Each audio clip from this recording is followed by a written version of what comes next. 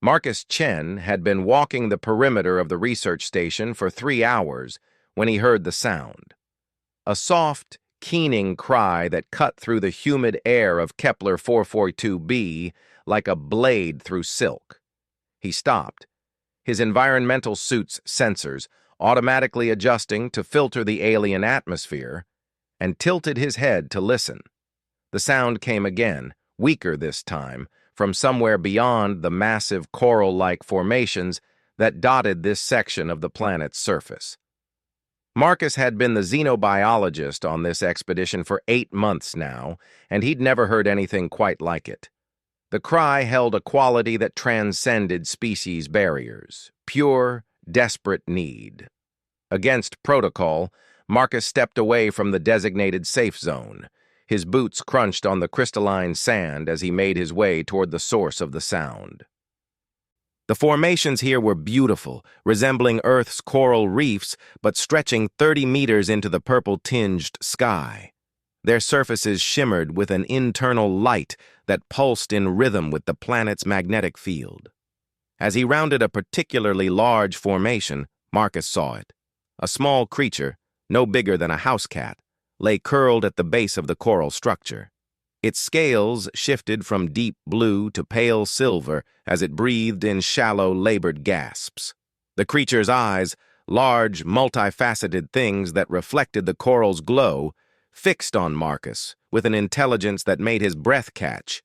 The creature was clearly dying. Its breathing was wrong.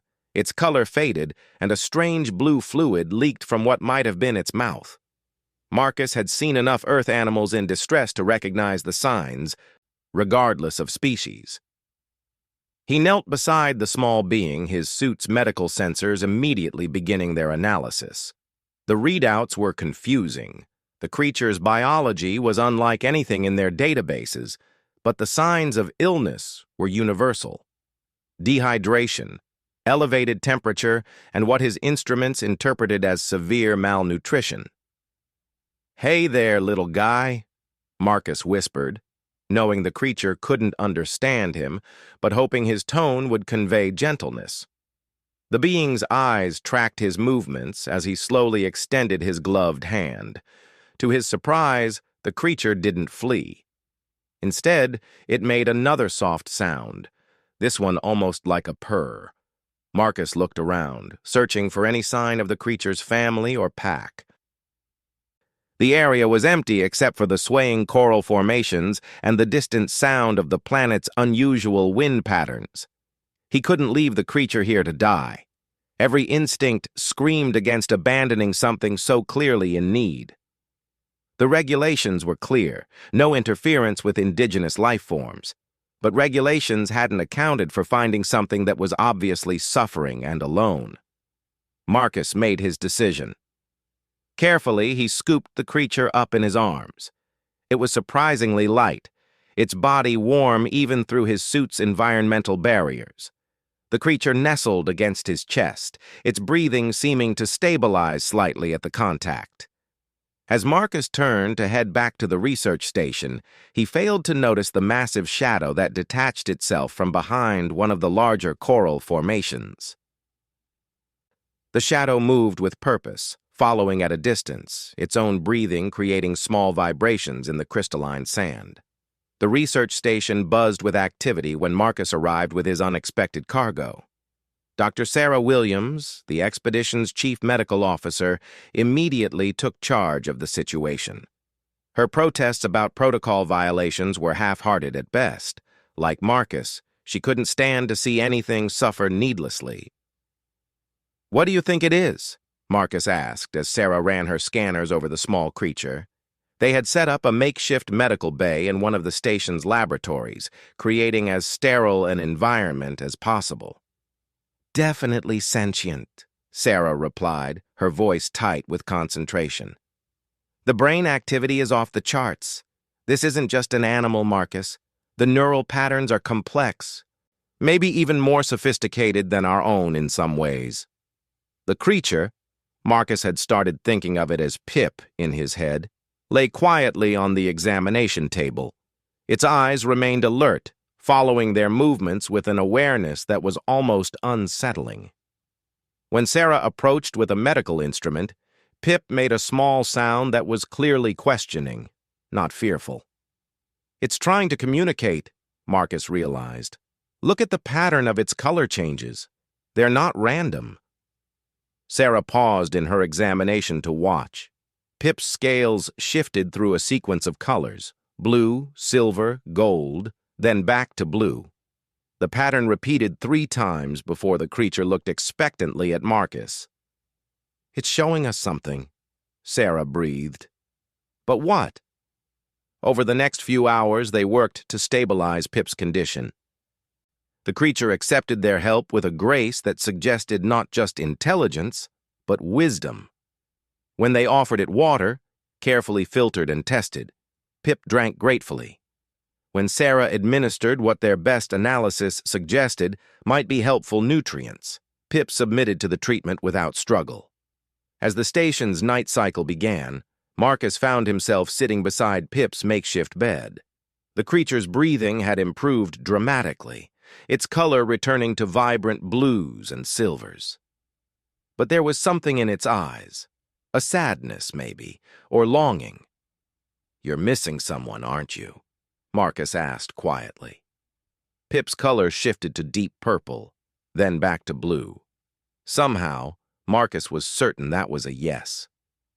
Outside the station, undetected by their sensors, something large moved through the coral formations.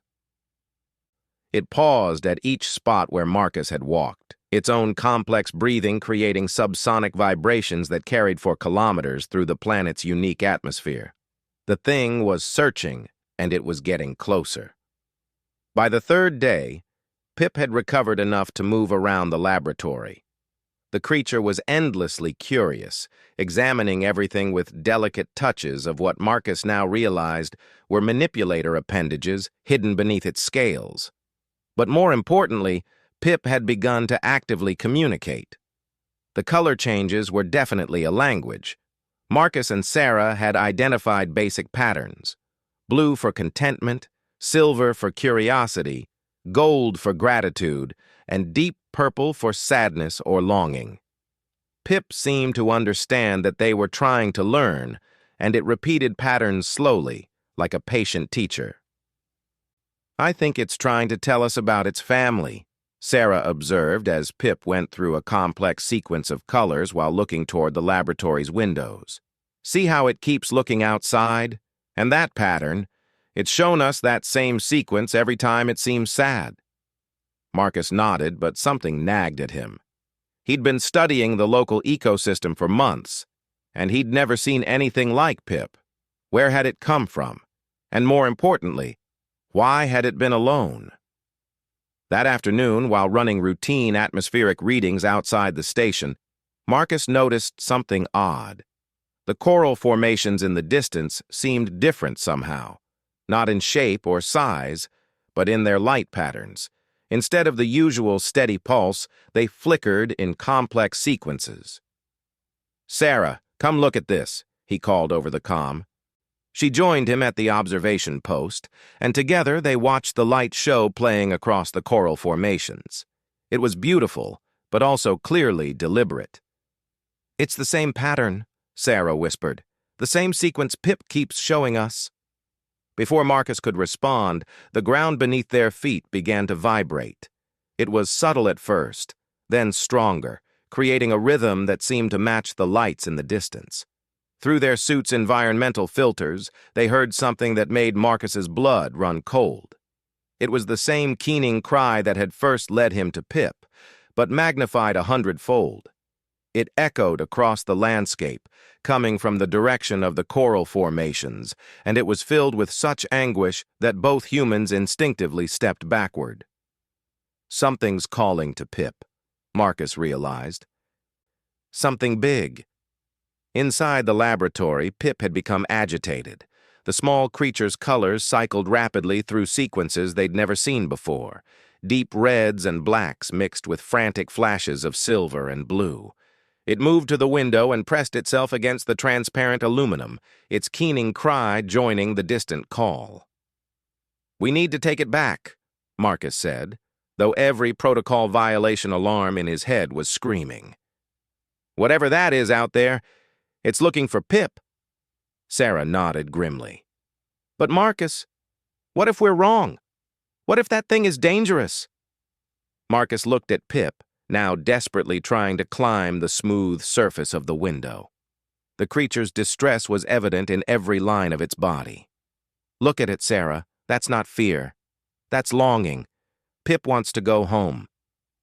As they prepared for the return journey, neither human noticed the subtle changes in their equipment readings. The atmospheric sensors were picking up trace elements that hadn't been there before. Complex pheromones and electromagnetic signatures that suggested something massive was moving through the coral formations, something that had been searching for 3 days and was finally close enough to sense its missing young. The trek back to where Marcus had found Pip took on the quality of a procession. The small creature rode in a specially prepared carrier that allowed it to see the landscape while remaining protected from any environmental hazards. With each step toward the coral formations, Pip became more animated, its color patterns shifting to increasingly bright configurations. It's getting excited, Sarah observed through the comm.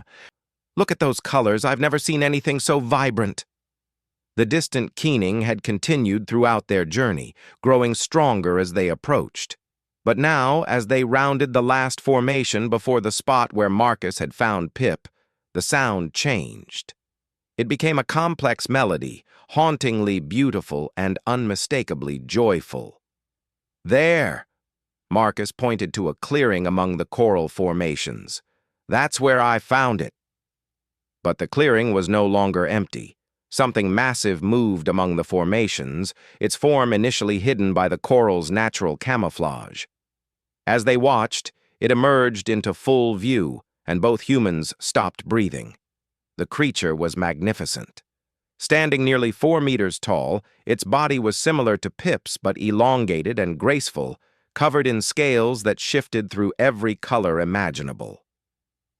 Its eyes, the same multifaceted structure as Pip's but larger than dinner plates, fixed on them with an intelligence so profound it was almost overwhelming. "My God," Sarah whispered. "It's beautiful." The massive creature approached slowly, its movements careful and deliberate. When it was close enough, it lowered its great head toward the carrier containing Pip. The small creature's excitement was beyond anything they'd witnessed, its colors cycling so rapidly they created a prismatic effect. Marcus understood what was happening, but protocol demanded he be certain. "It's the parent, isn't it? Pip's parent." As if in response, the large creature began a complex color sequence. Starting at its head and flowing down its entire body, patterns of blue, silver, and gold created a display that took Marcus's breath away. It was the same sequence Pip had shown them dozens of times, the one they'd interpreted as sadness or longing.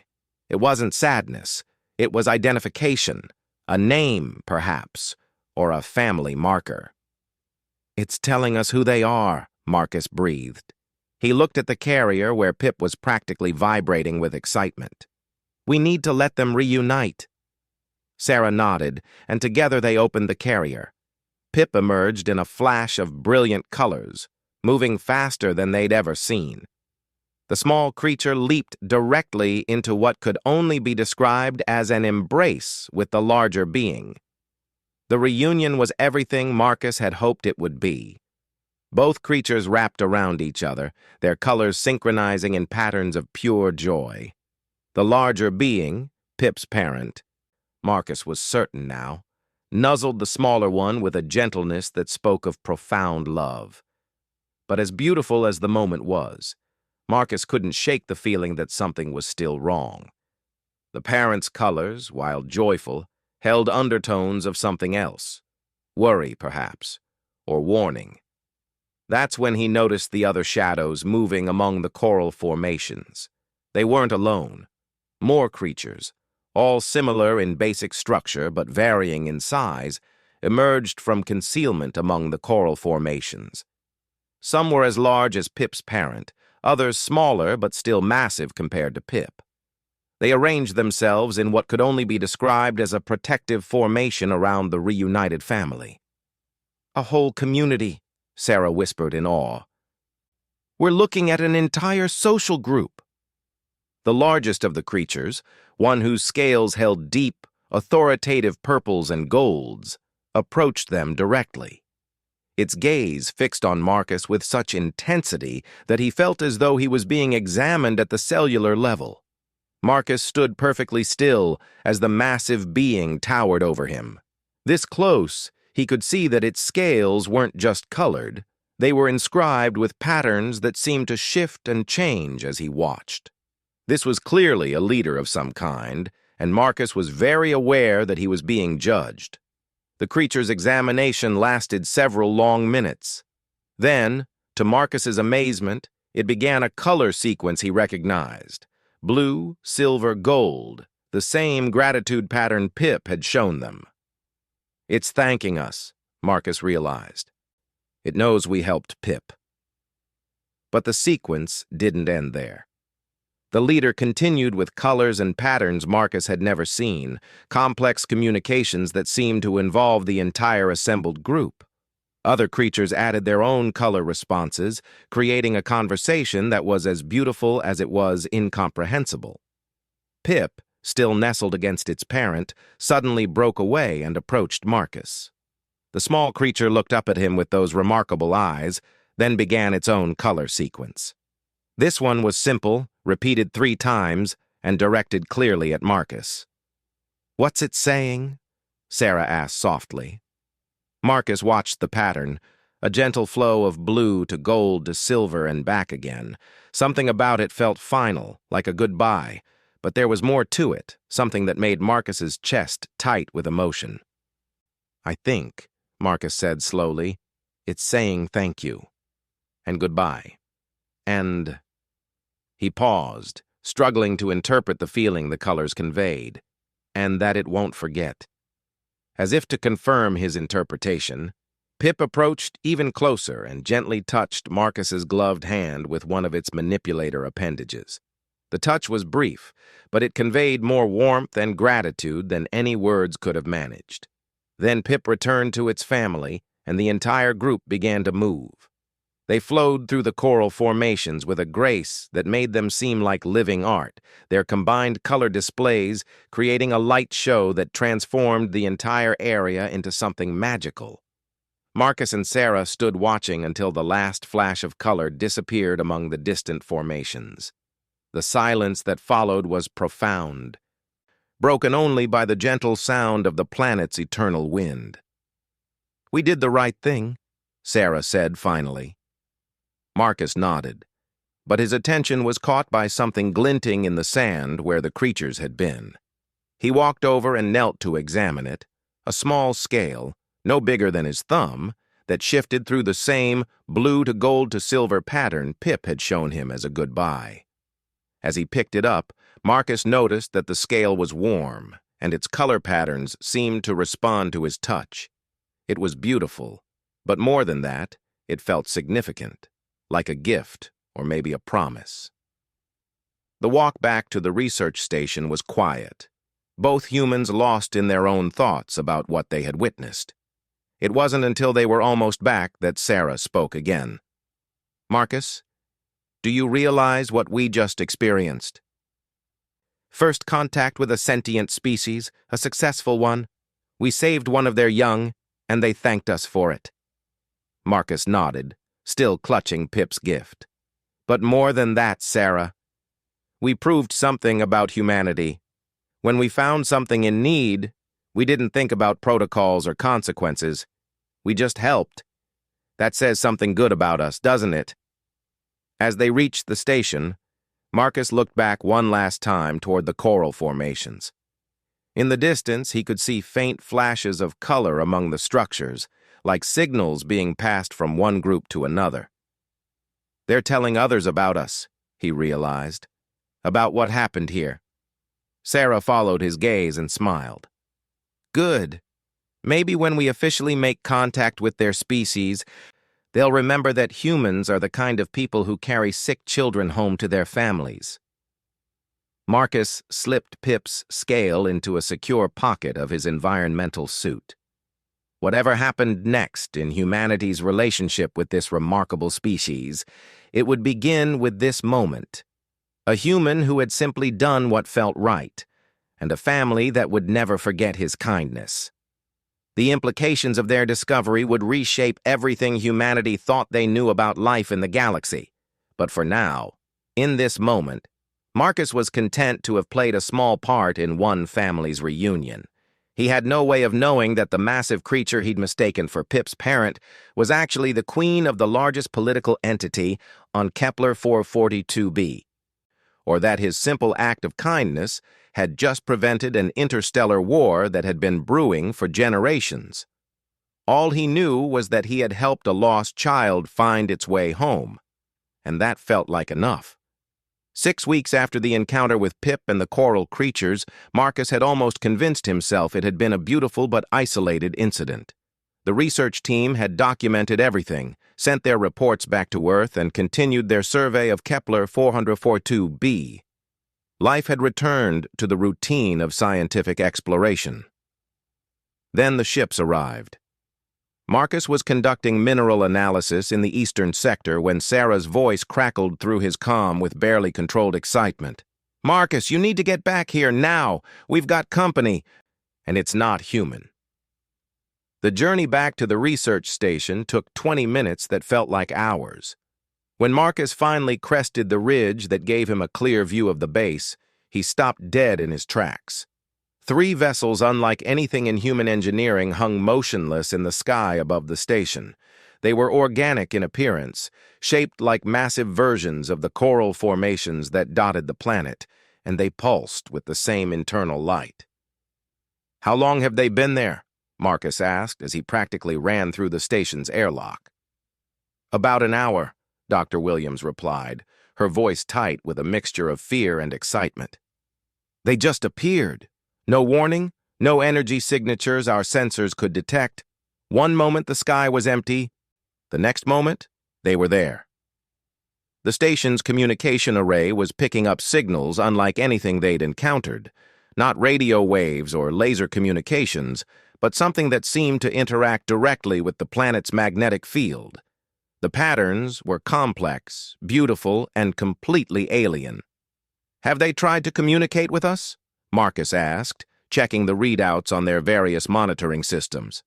"That's just it," Sarah said, pointing to the linguistic analysis computer. "They have been communicating. For the past hour, they've been broadcasting the same sequence over and over. And Marcus, you're going to want to see this." On the computer screen, Sarah had translated the alien signals into visual patterns. The display showed a flowing sequence of colors that made Marcus's breath catch. Blue to gold to silver and back again. "It's Pip's goodbye message," Marcus whispered. "They're broadcasting Pip's goodbye." Before anyone could respond, the signals changed. The new pattern was more complex, incorporating elements they'd never seen before, but maintaining the familiar blue-gold-silver base. Dr. Elena Vasquez, the team's communications specialist, looked up from her workstation with wide eyes. "The pattern's evolving," she reported. "It's like they're building on the original message, adding new elements, and the mathematical progression. It's clearly intentional communication." Marcus felt a chill of realization. They're not just saying hello, they're referencing our encounter with Pip. They know who we are. The implications hit the entire team simultaneously. This wasn't random first contact. The aliens had come specifically to find them, and they'd identified themselves using the very moment that had started everything. Over the next several hours, the human team worked frantically to establish meaningful communication. Elena had managed to create a basic translation matrix based on the color patterns they'd learned from Pip, while Sarah compiled their medical data from the encounter. Marcus found himself staring at the alien ships, trying to process the magnitude of what was happening. "Marcus!" Elena called out suddenly. They're asking for you specifically. What do you mean, specifically? The new signals they're sending, they include references to the location where you found Pip, your biometric data from that day, and what I can only interpret as your name. They want to meet with you. Marcus felt his stomach drop. Me? Why me? Sarah placed a reassuring hand on his shoulder. Because you're the one who helped Pip. You're the first human they met, even if it was indirectly. The decision to make contact was both the easiest and hardest choice Marcus had ever made. Easy because scientific curiosity and basic diplomacy demanded it. Hard because the weight of representing humanity in formal first contact was terrifying. The aliens had indicated a meeting location, the same clearing where Marcus had returned Pip to its family. As Marcus suited up for what might be the most important conversation in human history, he noticed his hands were shaking. "Remember," Elena said as she checked his communication equipment, "keep your responses simple and clear. We don't know how much of our language they've learned, if any. Stick to concepts we know they understand." "And Marcus," Sarah added, "don't be afraid to show emotion. Everything we learned about Pip suggests they value emotional connections. Your genuine feelings might communicate more than perfect diplomatic protocol." The walk to the meeting site felt surreal. Marcus was acutely aware that every step was being recorded for history, that his actions in the next few hours could determine the course of human-alien relations for generations. But as he approached the clearing, those concerns faded. This wasn't about grand historical moments. This was about continuing a conversation that had started when he'd heard a small creature cry for help. The clearing had been transformed. What had once been simple crystalline sand was now covered with structures that seemed to grow from the ground itself, furniture, perhaps, or communication devices. The coral formations around the perimeter pulsed with patterns that created a natural amphitheater of light. 3 beings waited for him, and Marcus immediately recognized the largest. It was the leader from the reunion, the one whose scales held those deep purples and golds. But now Marcus could see details he'd missed before. The patterns on its scales weren't random. They were clearly writing or symbols, covering the creature's body in what looked like a living document. Beside the leader stood another creature of similar size, its scales marked with different patterns, but holding the same air of authority. And between them, barely reaching their midsection, was Pip. The small being's excitement was immediately apparent. Its colors cycled through brilliant displays as it saw Marcus approach, and it made the same keening sound that had first drawn Marcus's attention, but now the sound was clearly joyful. Marcus stopped at what seemed like a respectful distance and waited. The leader approached first, its movements slow and deliberate. When it was close enough, it began a color sequence that Marcus recognized as formal communication, complex patterns that Elena's equipment immediately began analyzing. Through his earpiece, Elena's voice provided real-time translation. "It's a greeting," she reported, "but also an identification. It's telling you who it is." The patterns were beautiful and complex, but what struck Marcus was their formality. This wasn't casual conversation.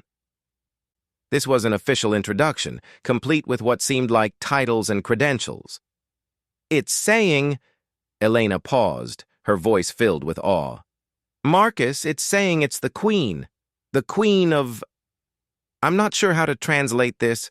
The Coral Dominion? The Light Empire? Something that implies a massive political entity?" Marcus felt his knees go weak. Pip wasn't just any young alien. It was royalty.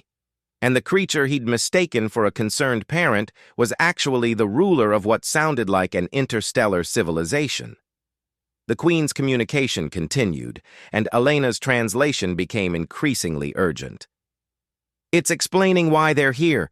Marcus, according to this, their species was on the brink of war with another alien race, a conflict that's been building for generations over territorial disputes. But your actions with Pip? They've changed something fundamental." Marcus found his voice, though it came out as barely a whisper. Changed how? The Queen seemed to understand his question because its next communication was directed specifically at him. The patterns were simpler now, more personal, and they were accompanied by movement toward Pip. She's explaining their culture, Elena translated, her voice filled with wonder. Marcus, in their society, the royal offspring undergo something called the testing of compassion. They're deliberately placed in situations of vulnerability to see how other species react. It's how they judge whether a race is worthy of alliance or should be considered a threat. The full magnitude of the situation hit Marcus like a physical blow. Pip wasn't lost, he realized. It was a test. The Queen's next communication confirmed his understanding, but added layers of complexity that made Marcus's head spin. Through Elena's translation, he learned that the test had been administered dozens of times to different species over the centuries. Most had ignored the suffering young royal. Some had actively harmed it. Only a few had helped, and those few had become the Coral Dominion's greatest allies. But Marcus, Elena's voice was barely controlled excitement. They're saying something else. They're saying that your response was unprecedented, not just helping, but providing medical care, comfort, and emotional support, and then returning Pip to its family despite having every opportunity to use a royal child as leverage for political gain. Pip itself approached Marcus then, its colors shifting to the familiar blue-gold-silver sequence that had become their private communication. But this time, the pattern was more complex, incorporating new elements that spoke of gratitude and recognition.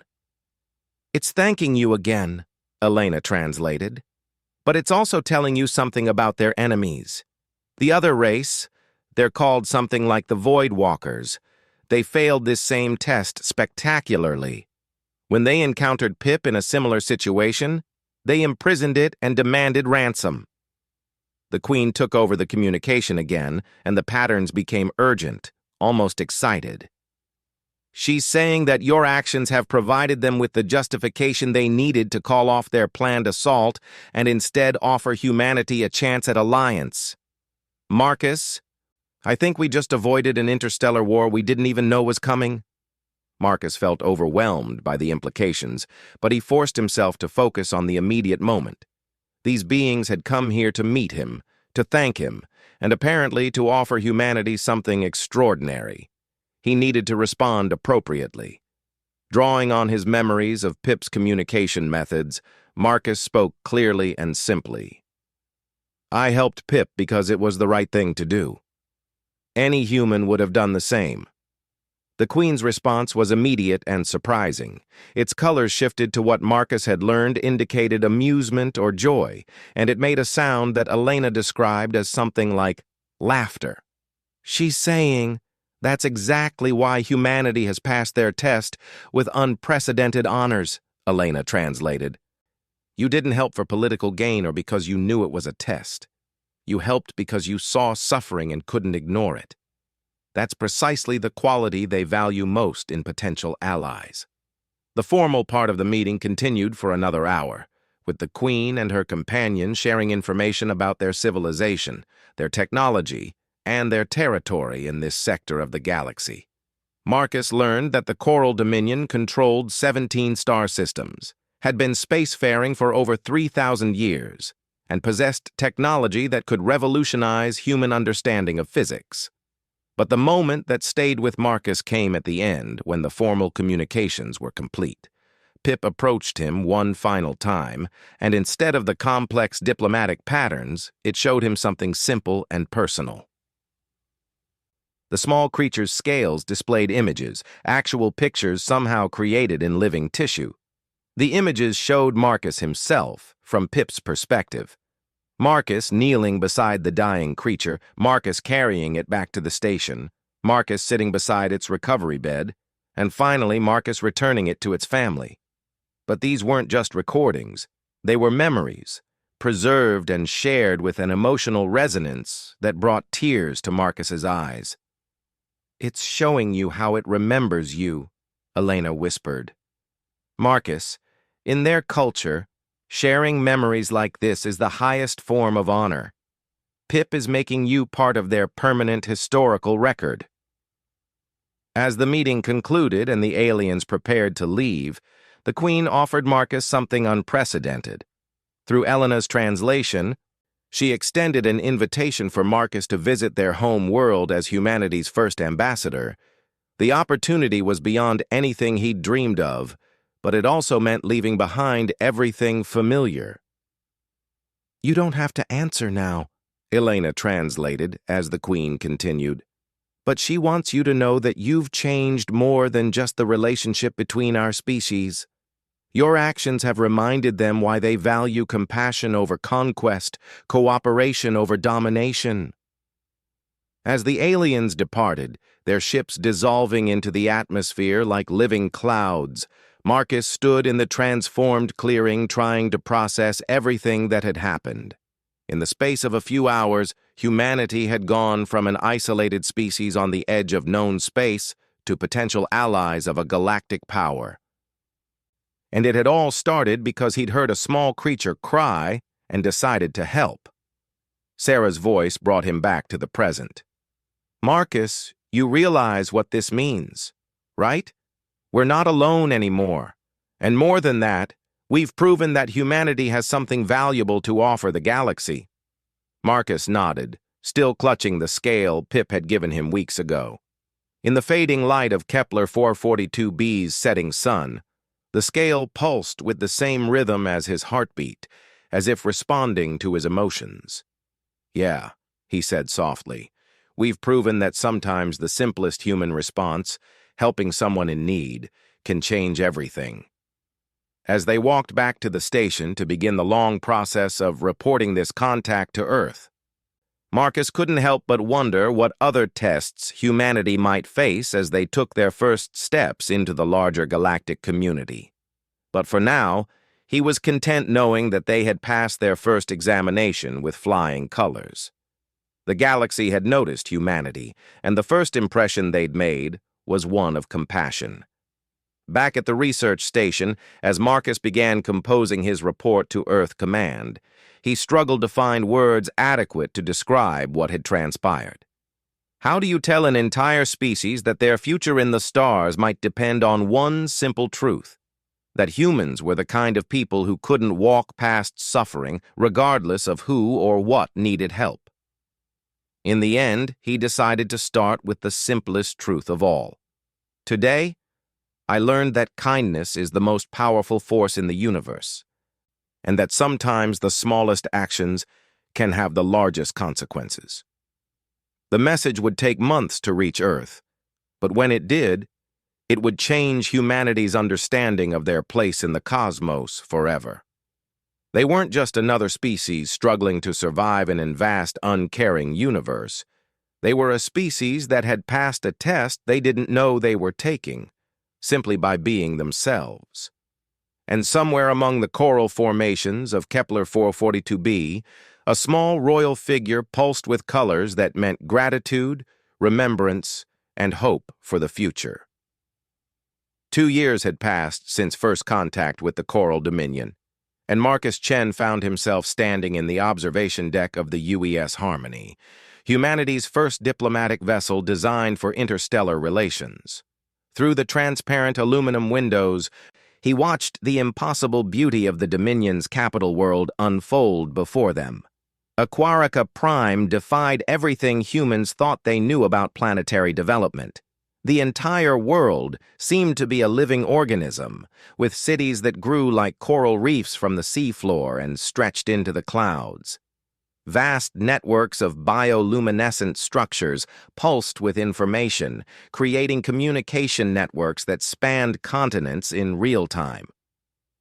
"Hard to believe it all started with a sick kid by a rock formation," said Captain Rodriguez, joining Marcus at the observation window.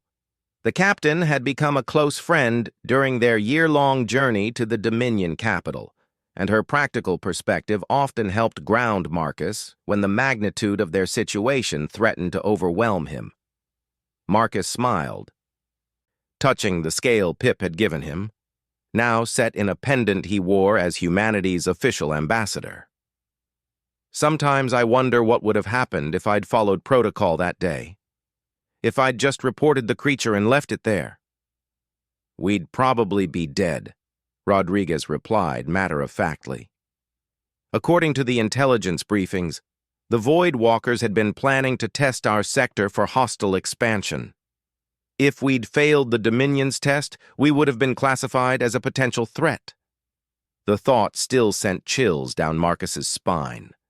The Void Walkers were everything the Coral Dominion was not. A militaristic empire that viewed compassion as weakness and expansion as the only measure of success.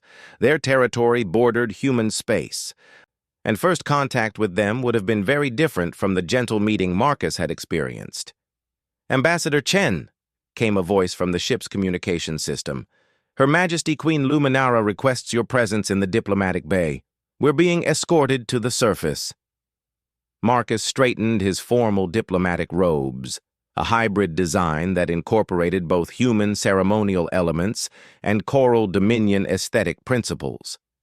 After 2 years of preparation, including learning the basics of color speech and Dominion cultural protocols, he was as ready as he could be for this moment. The surface of Aquarica Prime was even more breathtaking up close. Their shuttle landed on what appeared to be a living platform that adjusted its shape to accommodate their vessel. Structures around them pulsed with welcome patterns, and Marcus could see thousands of Dominion citizens gathered to witness humanity's first official state visit. Queen Luminara herself waited at the base of the shuttle ramp, and Marcus's breath caught as he saw her. She had grown even more magnificent in the 2 years since their first meeting, her scales now bearing additional patterns that Elena had taught him to recognize as indicators of wisdom and successful leadership. But what made his heart skip was the smaller figure beside her. Pip had grown considerably, now standing nearly as tall as Marcus himself. But the young royal's eyes held the same intelligence and warmth Marcus remembered, and when their gazes met, Pip's scales immediately shifted to the blue-gold-silver pattern that had become their personal greeting. The formal ceremonies were elaborate and beautiful, incorporating light displays, harmonic resonances, and the participation of thousands of citizens. Marcus delivered humanity's official greeting in carefully practiced color speech, conveying Earth's gratitude for the Dominion's friendship and their hopes for continued cooperation.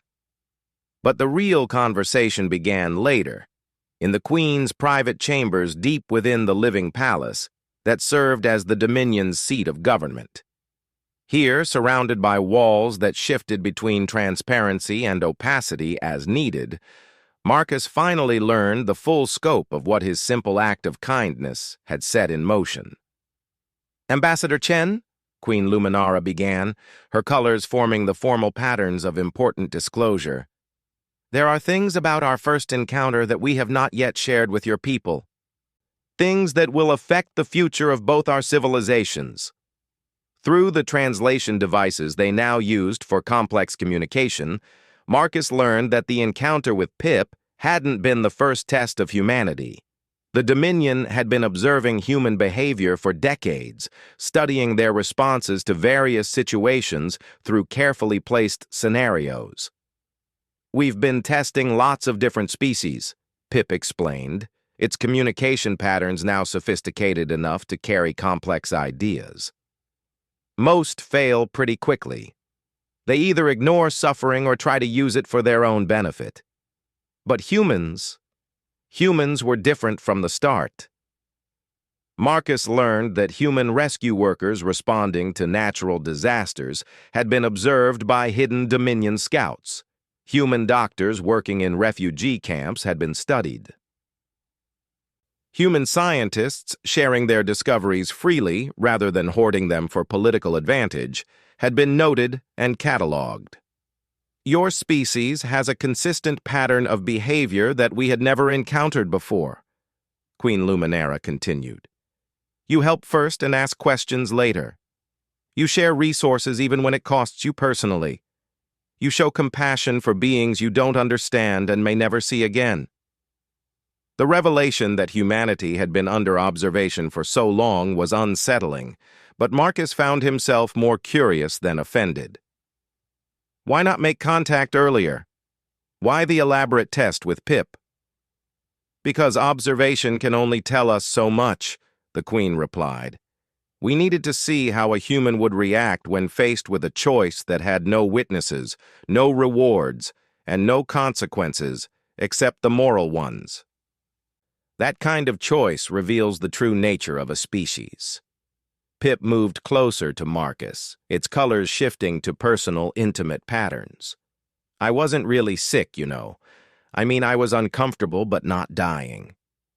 We have technology that can simulate the symptoms of serious illness. But what happened to me after you helped? That was real. Marcus looked confused, and Pip continued. Your kindness, your genuine care for a stranger, it changed something in me. I started to see the universe the way you do, where helping others isn't a political calculation but a natural response. That change saved my life in ways you can't imagine. Queen Luminara's patterns became serious, almost urgent. Marcus, what Pip is trying to tell you is that your influence on the royal family has changed our entire approach to governance. For generations, we ruled through strength and careful alliance building. But watching you care for our child without any expectation of reward showed us a different path. The conversation continued late into the Aquarica night, with Marcus learning that the Coral Dominion's offer of alliance to humanity came with something unprecedented in their history. They weren't just offering trade agreements or mutual defense pacts. They were asking humanity to help them reshape their approach to galactic relations. We want to establish what we're calling the Compassion Protocols, Queen Luminara explained. A new framework for interstellar relations based on the principles your species demonstrated. Instead of expansion through conquest or economic domination, we want to try expansion through assistance. Marcus felt the weight of responsibility settling on his shoulders. You're asking us to help you redesign galactic politics. We're asking you to help us become better than we were, Pip corrected gently. You showed us that strength doesn't have to mean domination, that power can be used to lift others up instead of holding them down. The implications were staggering. The Coral Dominion controlled significant portions of the local galactic arm, and their shift toward humanitarian policies could influence dozens of other civilizations. But it also meant that humanity would be taking on responsibilities they might not be ready for. What about the Void Walkers? Marcus asked. How do they fit into these new protocols? Queen Luminara's colors shifted to patterns Marcus had learned to associate with grim determination. The Void Walkers represent everything we're trying to move away from. They've refused all offers of peaceful dialogue and continue to expand through aggressive conquest. They view our new policies as weakness to be exploited. But that's where humanity comes in, Pip added, its patterns brightening with excitement. We're not abandoning our military capabilities. We're reimagining how they're used. Instead of conquest fleets, we're building rescue armadas. Instead of occupation forces, we're creating humanitarian rapid response teams. Marcus learned that the Dominion's military was being restructured around the principle of protective intervention, using their advanced technology not to conquer worlds, but to defend them from aggressors like the Void Walkers. And they wanted human advisors to help guide this transformation. Your species has a gift for creative problem-solving under pressure, Queen Luminara explained. You find ways to help that we would never think of. We need that perspective as we face the challenges of implementing these new protocols. The formal discussions continued for weeks, with teams of human diplomats, scientists, and military strategists working alongside their Dominion counterparts to draft the new alliance agreements. But for Marcus, the most meaningful moments came in his private conversations with Pip. The young royal had become something like a bridge between the two species, able to understand both human emotional patterns and Dominion logical frameworks. Through their talks, Marcus began to see the broader picture of what they were all attempting. "We're not just changing how our two civilizations relate to each other," Pip explained one evening as they walked through one of Aquarica's living gardens. "We're trying to change the fundamental nature of how advanced civilizations behave, to prove that cooperation can be more powerful than competition." "And if we're wrong?" Marcus asked. "If the Void Walkers or some other aggressive species decides to take advantage of our humanitarian focus?" Pip's colors shifted to patterns of determination mixed with hope. "Then we'll prove that compassion backed by strength is the most powerful force in the universe. We're not becoming pacifists, Marcus. We're becoming something new. Warriors who fight to protect rather than to conquer."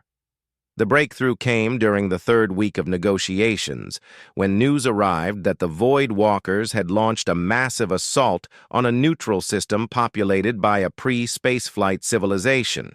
It was exactly the kind of situation the new alliance had been designed to address.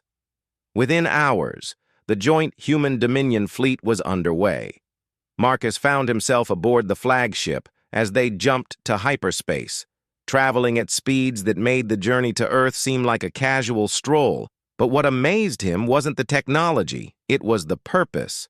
The fleet wasn't going to conquer territory or extract resources. They were going to save lives and protect the innocent. It was military action guided by the same principles that had led Marcus to help a sick creature beside a coral formation. The battle for the Caridian system lasted 3 days and became the template for everything that followed. The Human Dominion Alliance didn't try to destroy the Voidwalker fleet. Instead, they focused on disabling their ships and rescuing the planetary population they were terrorizing. Marcus watched from the command center as human creativity combined with Dominion technology to create solutions neither species could have achieved alone.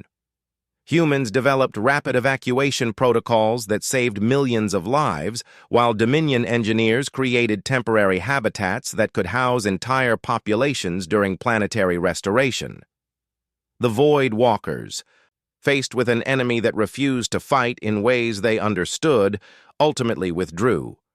But more importantly, the rescued civilization asked to join the alliance, bringing their own unique capabilities to the growing coalition. "This is how we grow," Pip told Marcus as they watched the celebration on the surface of the liberated world. "Not by conquering, but by protecting. Not by demanding submission, but by earning gratitude." Over the following months, the pattern repeated across the sector. The compassion protocols proved to be not just morally superior to traditional imperial expansion, but practically more effective. Civilizations that had been neutral or even hostile began requesting alliance membership, drawn by the promise of protection without domination. Marcus's role evolved from ambassador to something entirely new, a director of humanitarian operations for an interstellar alliance. He found himself coordinating relief efforts for natural disasters on dozens of worlds, establishing refugee processing centers for populations fleeing Voidwalker aggression, and helping to develop new technologies for peaceful purposes.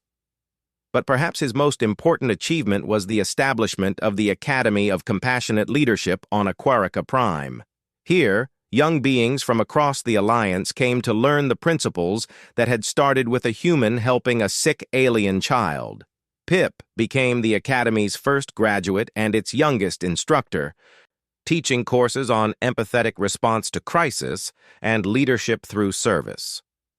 The curriculum they developed together became the standard for diplomatic and military training throughout the Alliance. "You know what I think about sometimes?" Pip asked Marcus during one of their regular walks through the Academy grounds.